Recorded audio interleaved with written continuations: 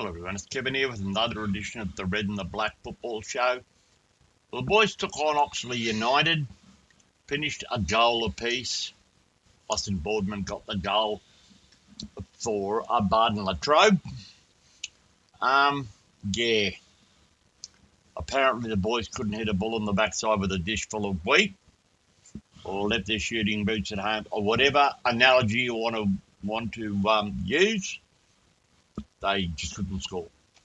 And it's probably cost them 2 points. But take the point and move on. The reserves finished 3-2 to Oxley. It was Yuki and Brooke with the goals.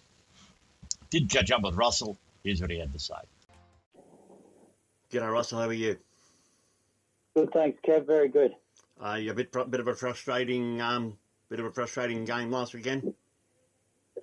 It was, mate, but take nothing away from Oxley. They've got some talent. They've got a very young squad, as we said they would. They've got two really young quality strikers up front, and they certainly caused some havoc. They scored in the first couple of minutes after we had two shots on goal that we missed, and there was a bit of a one-time finish. We fell asleep for 2 seconds and they scored. We didn't make that mistake again, falling asleep for the rest of the game.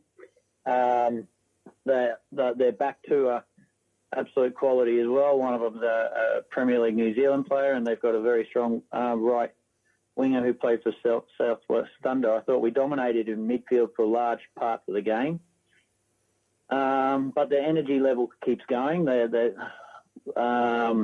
thought we were very unlucky. As I said, we had an absolute plethora of number of shots on goal. It's one of those games where it just doesn't go in, and any other week you'd be up by 6-0 at half time. But I don't often say that we dominated a game from start to finish, but we really did. They had a good game plan, which worked, and it frustrated us. I'll give them that, and the coach definitely did their research. But I think at the end of the day, if one went in, I think we probably a little bit earlier in the game, I think we probably would have scored 3, 4, 5, 6. So they're certainly going to cause some havoc with their quality back line and their quality forwards, and we've just got to be a lot smarter next time we take them on. It's as simple as that. How did reserve grade go? Reserve grade lost 3-2, so that's 3 losses in a row for them. So they're a little bit frustrated, especially since their pre-season they played 6 teams in higher competitions, 2 and 3 grades higher, and they won 4 of them. They're in a bit of a slump. They've had 2 major players not be there for since round 1. When they had that fantastic game against Oldbridge. But with them, it's more just limiting mistakes. So on the weekend, they made 2 mistakes and they lose 3-2.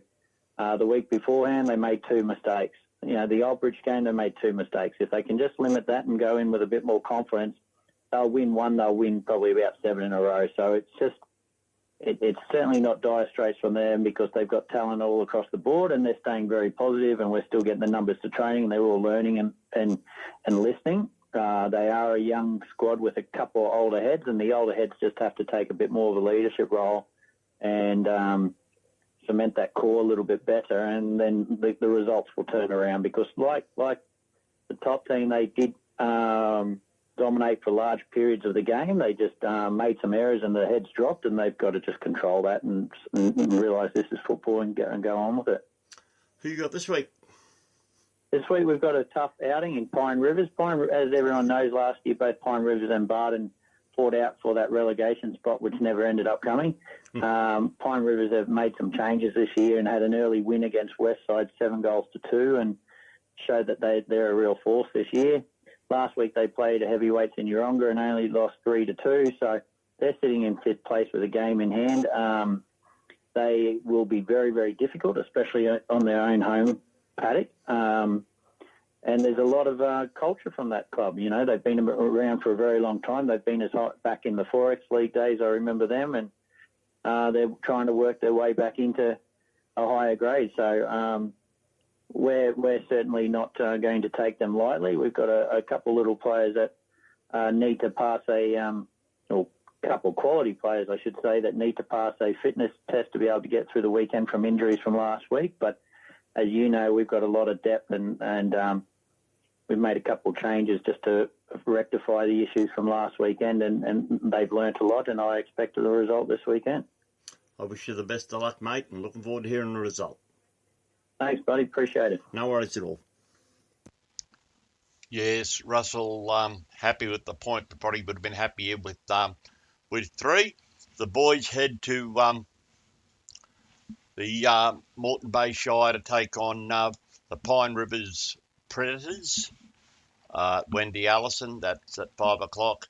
Predators are on the improve, so it'll be a tough one, especially away. The field is not that big, so that could be a bit of a challenge. But best of luck, boys. Looking forward to hearing a positive result. This is Kevin for the Red and the Black Football Show here on Radio WFC, the Snake Station.